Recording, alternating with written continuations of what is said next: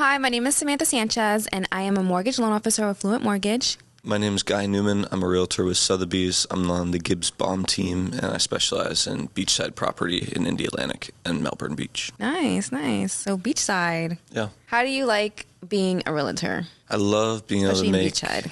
Yeah, I love being able to make huge impact in people's life, and getting to help people move beachside is incredible because the experience of living beachside is a dream. And I know we had a conversation before about you wanting to just let people understand that Beachside is affordable as well. Like, not everything in Beachside is the glitz and the glams. There's also some other parts of Beachside that are a little bit more affordable. So Yeah, definitely. The farther north you go, if you're familiar with our area, you go north of Eau Gallie, it gets a little bit less expensive. But, some people have this idea that they just can't afford it. And so they look in other areas of the county. And just the other day, I met somebody who told me their realtor told them they couldn't afford Satellite Beach. oh wow. And that same day, I had found a property that was a really nice single-family home, 1,400 square feet, met all their parameters.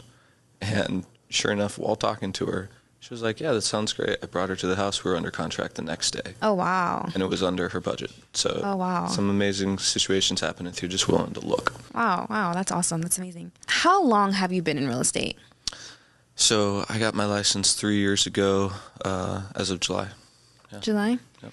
And what's your favorite story that you would say that's you remember still to this day that very much impacted you? Or So in real estate, I'd say the hardest part is just meeting qualified, good clients. And I had this idea that knocking on people's doors was a little too in their face.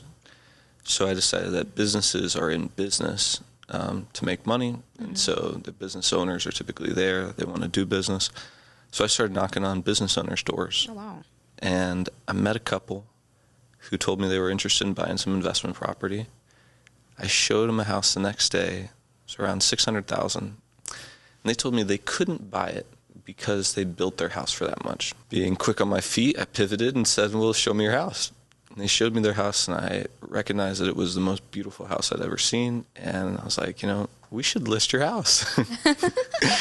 And it was a great time to sell, and they were like, no, this is our dream house. We'll never sell this house. Oh wow. So I was like, all right, do you mind if I just take a look? It looks amazing. So we went to the house, toured the whole thing. I was looking around, I was like, you guys really did this so well. Is there anything you do differently? He kind of sits back and goes, yeah, there's a lot I would do differently. I was like, well, let me give you the opportunity. So he wanted to list at 1.6. We listed at 1.8, and 2 weeks later, we had it under contract for 1.7. Wow. They told me the deal wouldn't go through on their end unless I found them a riverfront lot. And so I searched and searched and searched, and I found that lot, and we closed on the lot right after we closed on the house, and now they're building their dream house on the water. Oh wow, that's amazing. Yep. So instead of going door knocking, you went business knocking. Yep. Wow, that's a different way to look at it, a different way. And with most real estate transactions, the people involved who are buying or selling, they know they want to do it. Mm-hmm. When I met this couple, they had no intention of making a change. They were in love with their house. But I was able to show them how they could have more of what they wanted, and so I was rather impactful in the situation. And they built their house for $600,000 and sold it for 1.8? 1.7. 1.7, wow. That's amazing. 4 years later. Wow. So their appreciation on the house definitely almost doubled. It was a great situation all around, for sure. Yeah. And what made you get into real estate? So before real estate, I spent 4 years running an aerospace company that we had headquartered over here, and we were doing commercial drone solutions. And I was the chief financial officer, and I was just doing a lot of paperwork, and I wanted to be more impactful in people's lives. Mm-hmm. So my dad's a realtor. My dad's dad was a realtor. Oh, wow. And so I grew up in the industry, and when I was thinking about making the transition, real estate was the clear choice for me. And are they still in the industry as well? No, my dad's retired. He now considers You're himself third generation realtor. Yeah. Oh, you're like your mentor. That's awesome. Yep. That's amazing. And do you see a lot of people coming from outside of the Space Coast to come down here to buy in Beachside? I'd say the majority of the demand that we're experiencing right now is from South Florida, New York, and California. Oh, wow. And that's why, regardless of the market conditions, I think we're going to continue to grow, because if the market nationwide is great, people are coming. Yeah. If it's bad, there's more incentive to leave those areas and come to where we're blossoming. Yeah, especially those three states that you just named. They're all very extremely expensive. So like coming to the Brevard, coming to Beachside, it's not as much as what they're paying for in New York or South Florida. Yep. They're paying a fraction of the costs for some just as beautiful land I mean, you properties. got traffic, crime, crazy inflated prices, and our industry is growing. And so to be a part of an industry that's growing from a job perspective, as well as a market that's growing, it's a great time to be here right now. Yeah. And then, everybody is going crazy about interest rates, but like you still see a lot of people buying crazy in this area. So when it comes to real estate, you really have to think long term. Thinking about buying something with only a 1 or 2 year horizon is kind of premature. Yeah. So if you were to extend that out, let's say 5 years, interest rates, when they go down, prices skyrocket. Yeah, absolutely. So when you look at the last 30 years, 7% is actually rather fair. My dad bought his first house at 16% interest. Oh, wow. So at 7%, it's fair market. Having rates down around the 2.5, 3%, that was so low that it created a buying spree where anyone who could get approved was buying a house, regardless if they needed to buy a house. So that affected the market negatively with price increase, but it was also justified because there's so much demand here. So I think if you are looking to buy versus rent and you're thinking the interest rate being as high as it is a reason to not do it, you need to have a little bit more perspective and recognize that it's actually fair now, and it wasn't fair before. It was too discounted.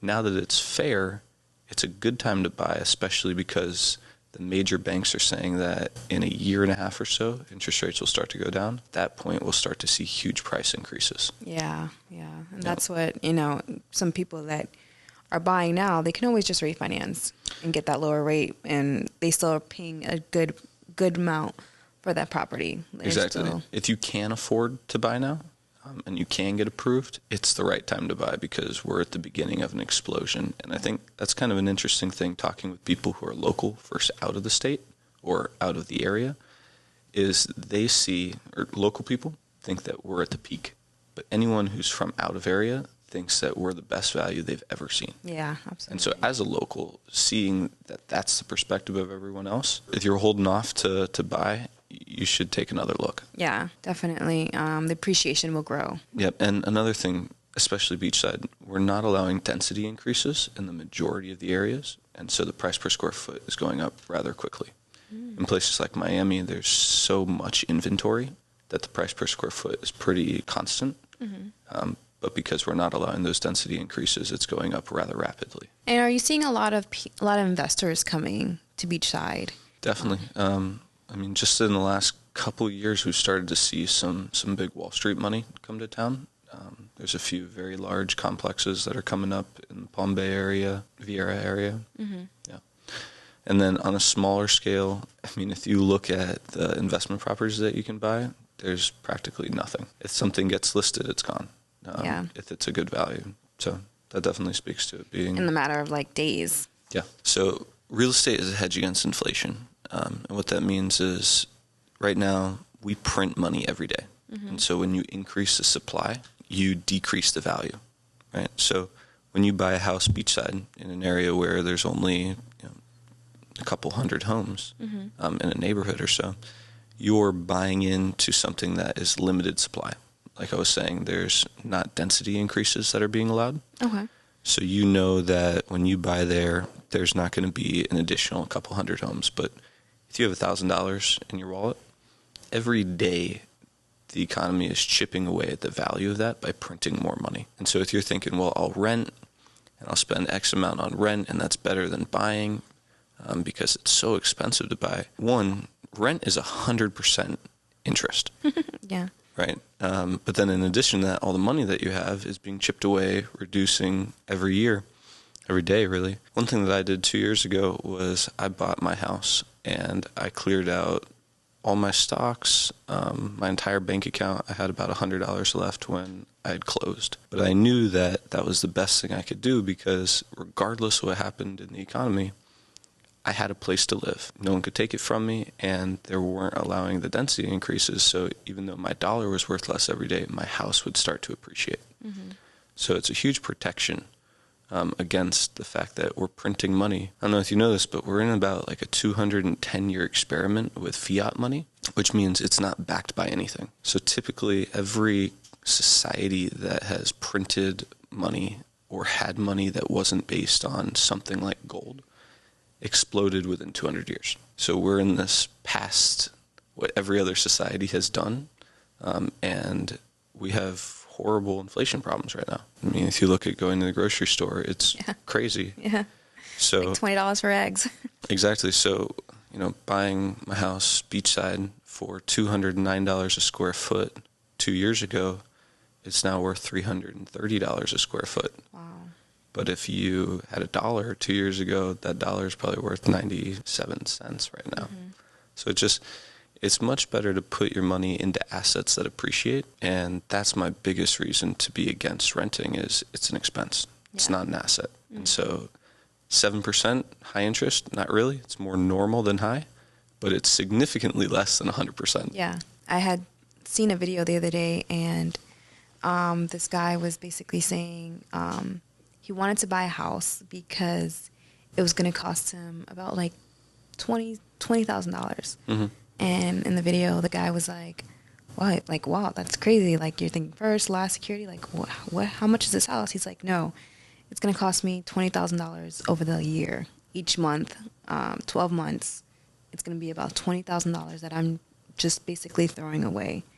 And that made me think that, like, he's absolutely right. Like, renting is just basically throwing away money and giving it to somebody else. Mm-hmm. As opposed to buying a house, you're investing in yourself. Mm-hmm. You're appreciating. In a couple of years, you can have that equity. You can take it out. Mm-hmm. You can use it, buy another property. You can do it, buy whatever you want and invest it in something else. And that's how you build that real estate portfolio and gain, that generational wealth as well. Another thing that's critical in real estate is location.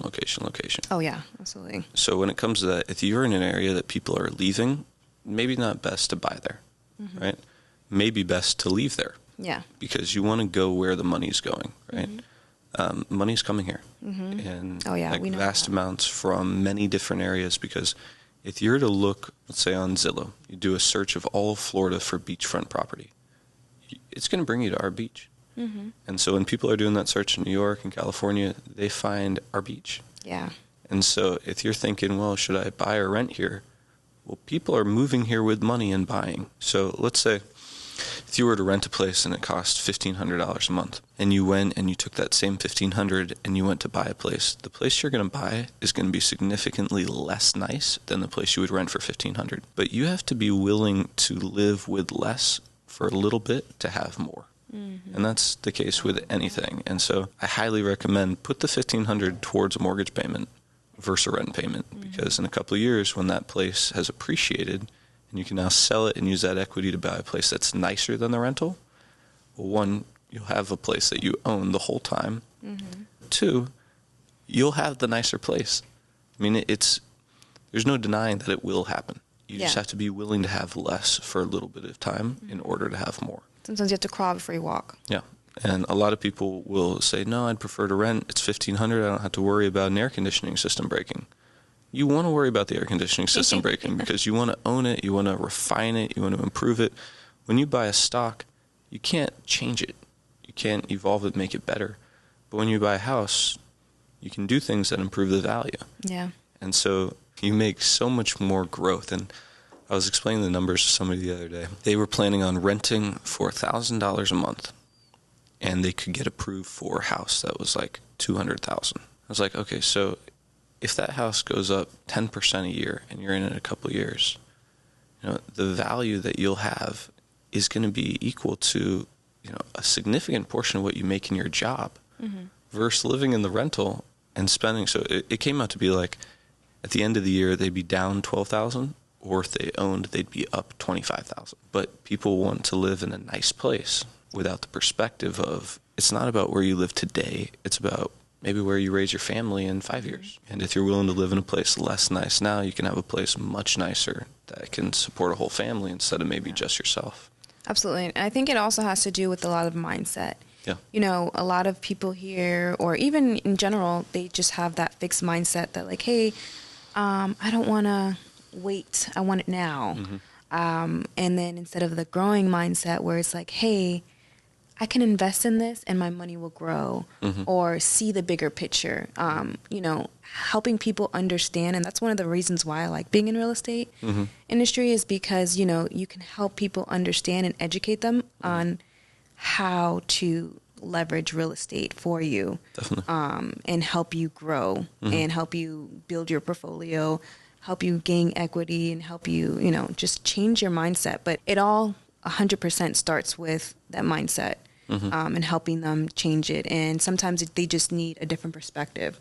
Someone to come and say, hey, these are the numbers. Like, if you do it this way, you know, you can gain 2,500, or you can gain this much in equity. Yep, definitely. But by renting all your life, you're not doing anything to help you, or saving up a little bit of money, or being in that house where it's just going to be, you know, it's not worth 2,500, but you're paying 2,500 a month. But it will get to that point, you know, putting a little bit of work and falling before you walk. So I like the aspect of like helping people understand there is a way out there. You just have to change your mindset for a little bit, and it'll help you grow. And there's a few different types of buyers. You know, some people want things that are turnkey, but there's a big difference in price and value. Absolutely. And so if you're willing to buy ugly, and here we have a lot of ugly because majority of the homes, especially Beachside, were built a long time ago. And you can walk in and go, you know, this doesn't look good. But if I change the paint, the light fixtures, the fans, it's going to be a completely different home. And that's like a simple, easy to do renovation, but the price that they might be selling at might be dramatically less than the value of the location and what it would be like if you just changed a few things. Yeah, absolutely. And that's the best part about real estate, is you can make those changes and you can personalize it and make it how you like it. Typically when it's in that ugly state, it's discounted. So you get to save and then use that savings to make it how you want it to be. And when you rent, you don't get to do any of that. No, yeah. It's just ugly. It's just ugly. Or it's overpriced. Yeah, way overpriced. The turn, like you said, as long as it has the bone structures, Yep. it has a foundation, a little bit of paint, a little bit of light fixtures can definitely dramatically change the outlook of how the appearance looks. Some people just don't want to do the work. Another great story for you. Okay, here we go. I'm a big believer in the barter system, and being in a professional trade, I like to trade. A friend of mine, one day we were having lunch, and I saw he was looking at his phone, and he was studying for the real estate exam. And I was like, what are you doing? He goes, well, I'm about to buy a $700,000 house, and I don't want to pay $20,000 commission. It's like, no worries, I'll sign my name for you. He's like, what do you mean? I was like, well, you already found the house. I'm your friend. I'll sign my name. No worries. He's like, really? You do that? Yeah, of course. 2 months later, I bought a house. He happened to own a paint and drywall company. Wow. It's like, hey, my house is green inside. Can you help me out? Yeah, no problem. Got you. So, to just work with people, I find you give more, you get more. And Absolutely. Especially when you're doing renovations, you meet a lot of people. You meet contractors, and it gives you the opportunity to help them, and they can help you and improve your value. There's just a lot of goodwill like that. Yeah. No. The kicker to that story is, after he painted my house, I brought some amazing steaks over to his house to grill for him. I was just like, thank you so much. And he had a hot tub. And I was like, you just bought a house. You're building a hot tub. And I was, yeah, I know. I was like, so what are you going to do with the hot tub? He goes, first friend to pick it up gets it. I was there the next morning at 8 a.m. I installed the hot tub in my garage. And people say that's kind of weird, but I live across the street from the ocean. So when my garage door's up, I can hear the ocean. Wow. So it's a really nice experience. Your house is not green anymore, so. Exactly, yeah. You still have it in your garage? But the garage isn't a garage per se. He painted the whole garage. It's clean. It's another room of the house. I have like a man cave. Yeah. Dehumidifier in it, so it's like it feels good. It's not dirty. Yeah. It's nice. it is like what you say, like, you know, you help others and others can help you. And in this industry too, you just learn that like everybody has something that you can, you know, you meet people, you network, you go outside and you network and you go to networking events and you just meet so many different people. Definitely. And like you may not need them at that moment, but I always like connecting people as well. So like if I'm out somewhere and I'm like, hey, I need, somebody's like, I need my roof done. I'm like, oh, I know a roofer. Or hey, I need my AC done. Oh, okay, yeah, I know somebody I can connect you with them. Definitely. It's about connecting people. And then they'll remember, hey, you help them connect them. Or hey, you help them do this. And then they'll eventually say, hey, oh yeah, she does mortgages. Or, oh, he's a real estate agent. Like, you know, it's all about those connections that you make out there. Definitely. And you may not need them right this second, but they'll come back to you, and, you know, eventually. So you look out for people.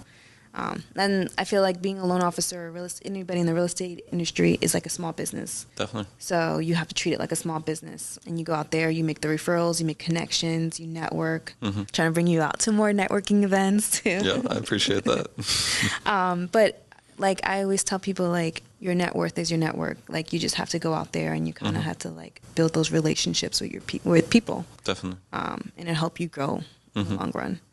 And then you're making those great connections as well. Definitely. So as of the last like 2 years, we had really low inventory, and that led, you know, some place came on the market that was a good value, immediately multiple offers, and when you're in a multiple offer situation, it's rather difficult to be the buyer. It's a seller's market. Now we've seen with the interest rate going up, it's harder to get approved, so there's less affordability.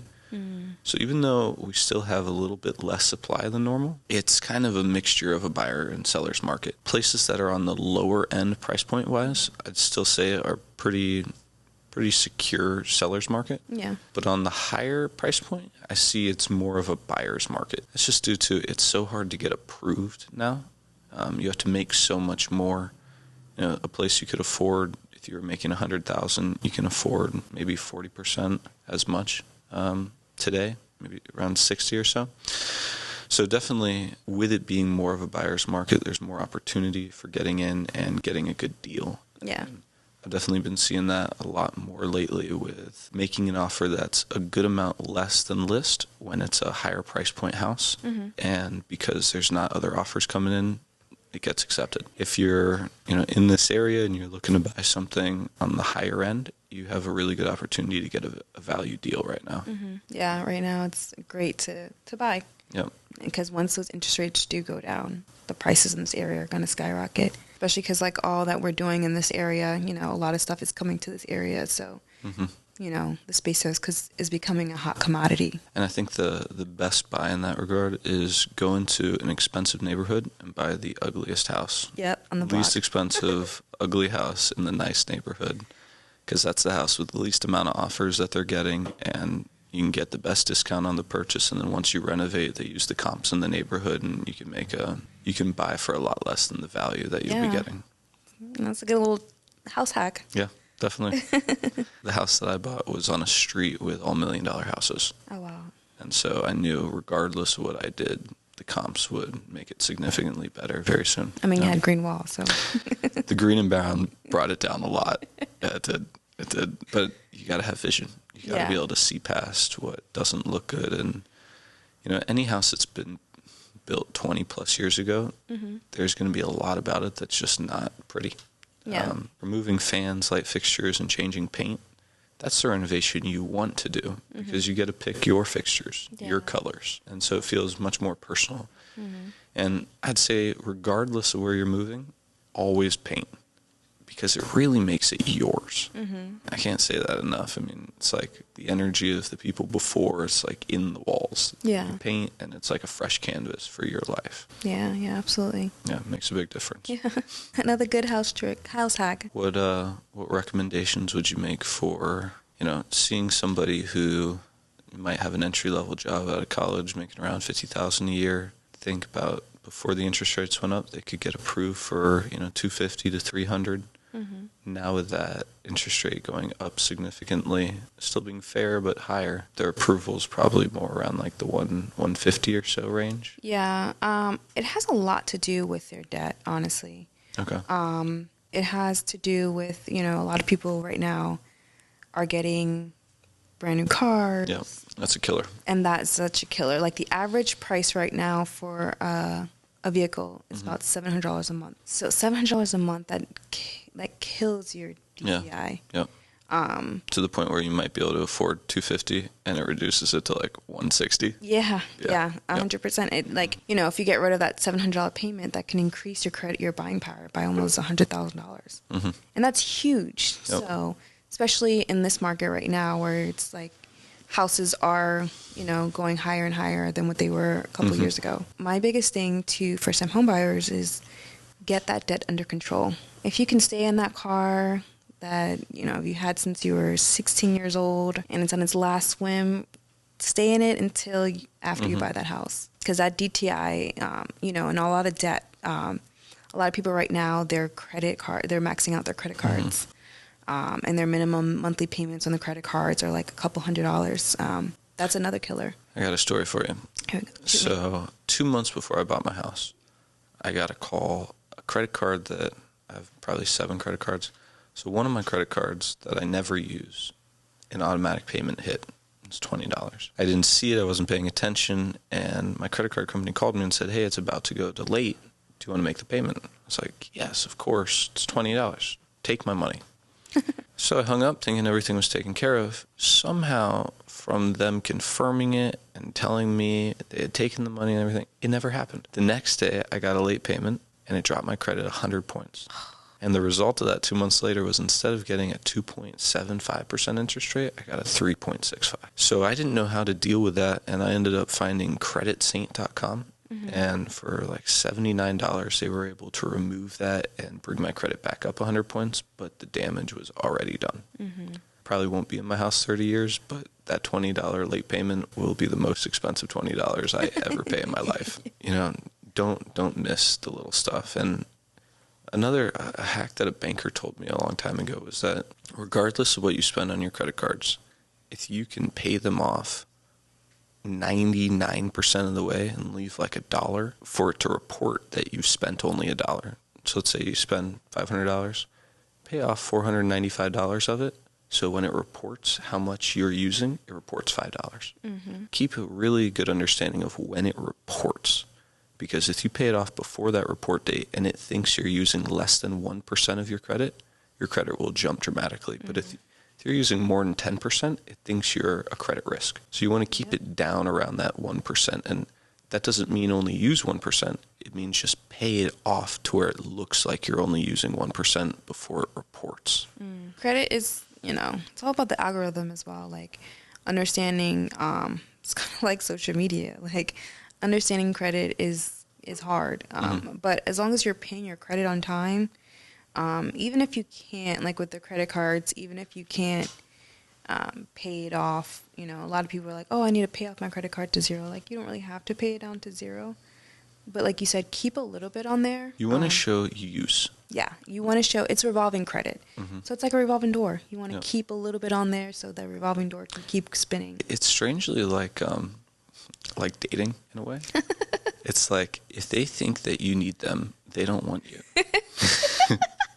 It's the truth. They want to see 1% use, but 10%, and it's like, whoa, buddy, come on now. We're not interested. Yeah. You're going too hard. Yeah, exactly. They get worried. Yeah. Yeah, that's funny. Yeah, credit is definitely a big key in buying a house. The flip side of that, I was just working with a client looking to buy $1 million house, and he was talking with his family, and they were saying, you haven't earned the $1 million house. Oh, wow. It's like, okay, but you make significant amount every year. Take advantage of good debt. And there's a big difference between good debt and bad debt. Bad debt is the car. Oh, yeah. Unless the car is helping you make money, it's depreciating, and it's not building equity. Yeah, absolutely. A house is good debt because it's growing in equity. He happened to be not from this area of the world, and where he's from, debt is bad. Well, America was built on debt. And if you can use debt to empower things that you're doing for good, like buying a house for your family, you should do that, especially when the price is different than the value. We happened to have an appraisal come back on that house, and it was $100,000 more than we were under contract for. Oh, wow. Just overall, using debt for good should be done. You should, if you can get approved for $300,000, don't go and spend $150. Spend the $300, and it might make you broke that first year. But when it's worth $400 the following year, and you only made $65,000 at your job, you'll be looking at it like it not only doubled your income, but you got to live there, improve it during that time period, significantly better than a rental. Oh, absolutely. 100%. And if you bought the 150, taking on less risk probably would have been out of fear. And then that 150 place, it's not going to appreciate as fast because it's not as nice. It's probably smaller.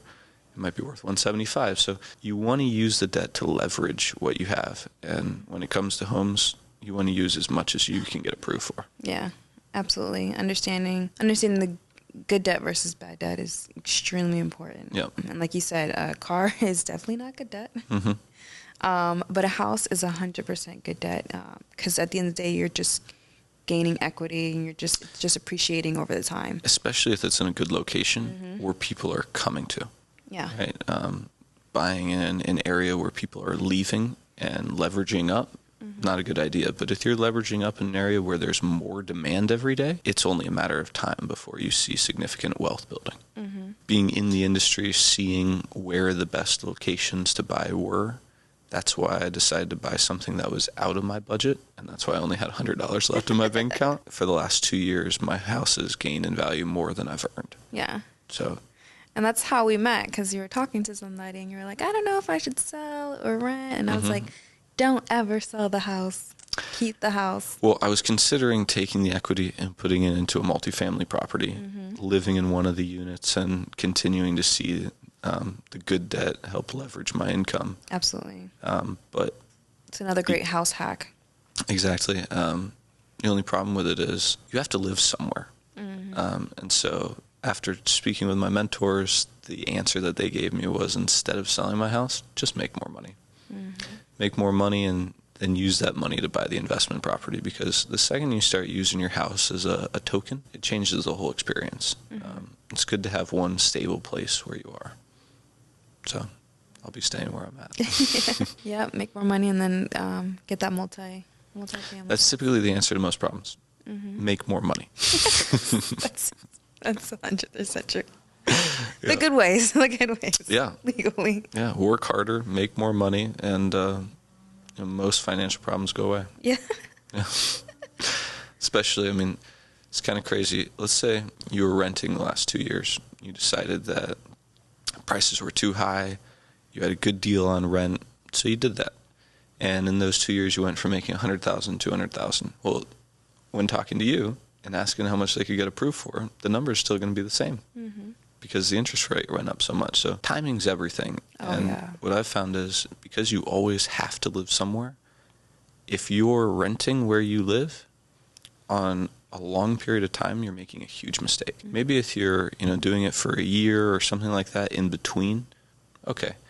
But if you're continuing to see your income grow and you're renting, you're losing out dramatically. Oh yeah, absolutely. Because it's also too, once your income grows, your taste grows a little, so you're gonna want to go for a higher. But imagine making $100,000 and getting approved for $400 2 years ago, and now making $200 and getting approved for $400.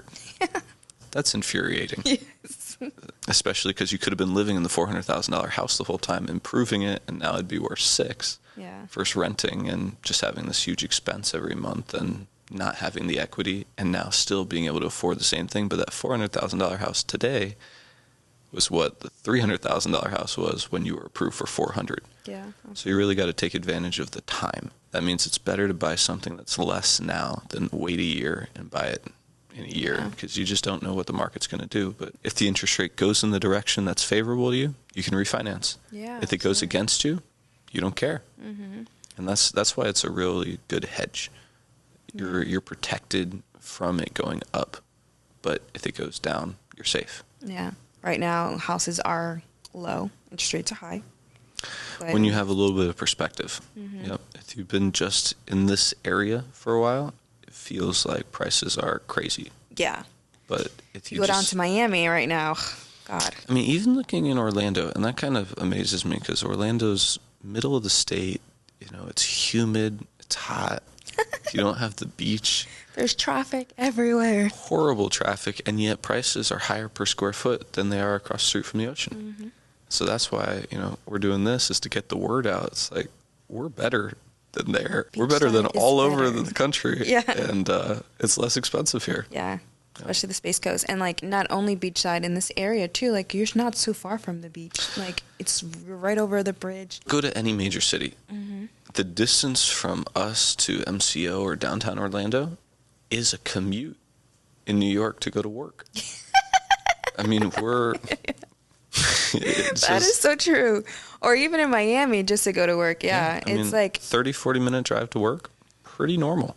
Yeah, and when I used to live in South Florida, it used to take me a 10-minute drive after work would take me like literally an hour, just because of the traffic. And they had 5 lanes, so that's what I was always like flabbergasted. Like, there's 5 lanes here, and there's still traffic at 2:00 in the morning. Like, I don't understand it. It's amazing. It's like you can be extraordinarily wealthy, and yet you're kind of living like a rat when you're in a major city. Yeah.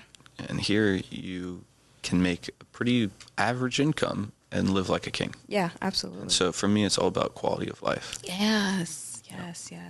Quality over quantity. And that's why when I thought after school I'd be going to Wall Street and I started to travel up to New York, I realized it just wasn't what I was interested in. I prefer to live where I feel like I'm on vacation and travel to cities than to live in a city and feel like I have to escape to be on vacation. Yes. Like every day is amazing here. Yeah. And when I want more stress, when I want more experience, I travel 45 minutes, get on a flight, and go anywhere in the country. And now you can even go to Melbourne. Melbourne's international. Yeah. And, like, the beach is, come on, like, there's nothing more amazing than just waking up, seeing the sunrise, or even just going over there after dark, seeing the moon and the water. We have all the loggerheads laying eggs right now. Have you seen a loggerhead lay eggs? No. I walked across the street, sat down on the beach, and 3 turtles came up around me. And it's just, like, totally normal. Experience. Yeah. I mean, Something I you're don't not think getting in about New York. it like, yeah. Not Not at all. Not getting in New York. It's amazing. I mean, I've been surfing, and manatees have come up next to me, these loggerhead turtles. And the fact that we have great surf waves is amazing, too. I grew up on the other coast, and it's just flat. And also another big thing for our area is St. Pete, Clearwater area, the water's so hot right now. It was hotter than Tehran. The water was hotter in St. Pete than Tehran. I think it was like 111 degrees. Oh, my God, that's disgusting. And so, you know, if you're over on that side, it's going to be worse next year. Yeah. You know, it'll be worse the year after. And our ocean water is like the perfect temperature. Yeah, we definitely have some amazing beaches. Yeah. It's one of the things that keeps me here, too. Like, I moved down south for a little bit, but I always have to come back because, you know, the beaches are right there. It's not so much traffic. It's just a way better life than it is, you know, anywhere else, too. I love Florida. You know, I was born in New York, and I was raised over here, and, like, I'll just never leave the beach because it's like, why would I? Well, also, you see, people grow up here, and they call it Melboring. And then they leave, they go to school, and then they come back. And they come back because the quality of life is just higher. And oh, my God. I always say that you have to leave the city to appreciate it. Raised in just to appreciate it. Come back and you see a different perspective on it. And you learn to appreciate it in a different way that you wouldn't have if you lived here all your life. Definitely. So I say that. I preach that all the time. Leave for at least a year. But there's a lot of places that you could leave and come back and be like, I never want to be here again. Yeah. And this is one of the places where we have great schools. We have beautiful beaches. We don't have too much traffic. I love where I live on the beach because I'm 10 blocks from Boardwalk. And so when I go to the beach, it's a private beach. There's no one there. But I can walk 10 blocks and I'm in the middle of restaurants and people and, you know, a lively experience. So the people aren't on top of you. Yeah. You know, you can have just as much interaction as you want, but it's not forced upon you. I kind of look at traffic like it's forced upon you. You know, it's an interaction that you might not be desiring, but when you leave work, you have to experience it. I prefer to not. Yes. I want to choose how much of that interaction I want. Yeah, absolutely. Especially, again, I'll never trade Miami traffic. No. For No, and people talk 5 o'clock about traffic here. driving down there, being there for a weekend, and then as they're driving back up north to us, they just feel the energy change. Yeah, absolutely. The amount of stress that you have once you start to get into South Florida is significant.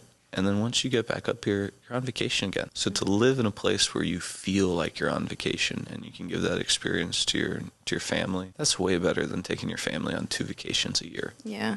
To have that feeling every day is just priceless. Yeah, and I love this area as well because we're not too far from everything. Yeah. Orlando is 45 minutes an hour away. Mm-hmm. Miami's 2.5 to 3 hours away, and it's a different environment. Totally. But we're central, we're and then once this bright line opens up, mm-hmm. it's going to be really easy to travel across the state. But I love Florida for those reasons. It's especially the Space Coast because we're not too far from anything. Mm-hmm. I mean, nothing's out of reach for us. It's not like we're in the middle of nowhere where we can't get anywhere. We have Orlando, which is everything's in Orlando. Mm-hmm. Then we have Miami, which is a whole different vibe, a whole different environment. Yep. And then we have Melbourne and Melbourne Beach and Vieira, where mm-hmm. it's all completely different towns inside this space. And, they're bringing so much to this area as well. Mm-hmm. That it's going to feel, a lot more, we're going to have a lot more things to do. Mm-hmm. We have the Space Center that's, we see rockets almost every week. There's a rocket, and it's in 3 years, there'll probably be a rocket every day. And that's crazy. And in 5, multiple every day. And no one, when we get tourists and they're like, oh my God, it's a rocket. And you're like, yeah, it's a rocket. It's really beautiful. But you know what each rocket going up means? What does that mean? The value of this county goes up. Yeah. We have the only spaceport in America. Oh, wow. And so what that means is the reason that all these companies are going up there, right now it's satellites, but in a few years it's going to be asteroid mining. And so there's only one place in the country that they can bring those resources back, and it's here. And when you bring resources back to a place, you have to pay taxes on it. Mm. So it's kind of a little secret, but we're going to be gilded in gold in a few years because there'll be asteroids that they're mining that have more gold on them than ever has been mined on Earth. Wow. And this is the only place they can bring it. Wow. So it's So the value is definitely coming to Space Coast. Buy now. Buy now. Yeah, and with FIT being the most international university in the country, you say not a lot of things to do. It's what direction do you think it's going to go in? Mm-hmm. Do you think we're going to have less things to do? Oh, no. It's not even a question. No. It's when there's less, nature abhors a vacuum. Mm-hmm. There will be more. Yeah. And with real estate, it's all about the time frame. Right? Mm-hmm. So if you buy today and it takes a few years, that's great because you were able to get it at a significantly lower price. Yeah. If you're waiting for things to be there, the price is going to be higher. Mm-hmm. So you want to buy when there's a lack of. Yeah. That's the time to buy. This area is going to grow. They're calling it the next Silicon Valley. Mm-hmm. It's huge to say that this area is going to become that big. Half of the U.S. budget goes to defense companies. Mm. The majority of the defense companies are headquartered here. Yeah. So it's kind of an unknown secret that half the U.S. budget travels through decision makers' hands in Melbourne. That's crazy. Right? We're this little area, and we're growing, but the money's already here. Yeah. And so that's why I feel we're kind of undercover in a lot of ways because people don't want to know how big of a decision-making area this is. Mm-hmm. At least they don't want everyone to know. Yeah. It's the best kept secret. Yeah. We're under wraps. Yeah. Yeah, it's definitely, it's a place to live, It's a great place for families. Mm-hmm. It's a great place for surfing. Mm-hmm. And then just what they're going to build in this area. It's going to be a great place for jobs. Mm-hmm. So I'm excited to see what the next couple of years brings to the Space Coast. And it's amazing, you go down to South Florida, there's just a lot of people, right? So there's a lot of supply. But here, there's less people. And so if you want somebody to do some work on your house, they're kind of in command price point wise. Mm-hmm. So that being said, if you're someone who works a trade in another state, come to this area, you're going to get a huge premium because we just don't have the workers for it. Yeah. People are I'd renovate my house, but I don't know someone who would do a good job. You know, if you're in an area where there's a lot of competition, come to the beach. You'll get paid handsomely to do a good job, and it's amazing how much work available there is. I think in a few years we're going to have a huge plumber deficit just because there's not people learning the trade. Up in North Carolina, the average age of a lumberjack is 65. Oh, wow. You know, it's like lumberjacks are going to be in huge demand. So there's all this trade labor that is going to be very expensive in a few years. And when you come to a place that has a lot of educated people that are doing very professional careers like engineering, the jobs that are kind of overlooked are those trades, and they're going to be valued much higher very soon. Oh, wow. Never thought of that. I mean, they probably got a 20-30% pay bump in the last, like, 2 years. Yeah. And it's just going up. I mean, just to get your house cleaned, it's crazy expensive. Oh, yeah. Right? So it's like, if you're cleaning houses and not making a lot of money, come to this area. You'll get paid a lot because there's just no one cleaning houses. Yeah. Yeah, and they like you said, they do charge a couple of $100 an hour. Oh my gosh, I think the least expensive uninsured person to clean a house is like $40 an hour now? $50 an hour? That's so crazy. That's crazy. You're not getting paid that anywhere, like... I mean, for any entry-level position, I mean, not. to clean a house? Yeah. Really? Especially if you have OCD, that's like the perfect job for you. Yeah, it's an interesting time where kind of our education preferred professionals, but now the trade labor is coming back really hot, price point wise. With real estate, I talk about how you should only have uplighting, and here we are sitting under downlighting. And I always equate it to feeling like fried chicken at Publix with the lights right above it, just heating you up. Yeah. And right now we're like, you know, like these huge lights are on us and your eyes are burning. And so if you're renovating, use uplighting, please. It makes everything a lot more relaxing. And if you go to any fine dining restaurants, everything's uplighting. Yeah. So it just amazes me how people are still building houses with lights that you can look at and they burn your eye. Yeah. So I understand, yeah, my eyes are pretty dry too. It's like kind of ridiculous. Well, Guy, thank you so much for having a conversation with me. I really appreciate your insight and your intel. I have to do this again. And is there any closing remarks that you would like to? Well, thank you for having me on. Looking forward to doing it again and maybe having some other people that we can talk to about the industry. Yeah, absolutely. Wonderful.